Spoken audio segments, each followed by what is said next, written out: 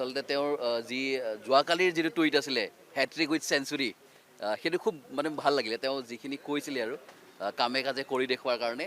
ইয়াত ডাৰ্ক চকলেটটো দিছোঁ তেওঁ এনাৰ্জিৰ কাৰণে আৰু হেল্থৰ কাৰণে চুগাৰ ফ্ৰী, আৰু এইটো পৰিয়ালৰ কাৰণে আৰু ৰাইজৰ কাৰণে। ধন্যবাদ। মই আচলতে সুদৰ্শনালয়ৰ চুবুৰীয়া হয়। আমি অকণমান আগত থাকোঁ, তো চুবুৰীয়া হিচাপেও আৰু আমাৰ মৰমৰ মুখ্যমন্ত্ৰী হিচাপেও আহিলোঁ। কি আনিছে আপুনি লগত?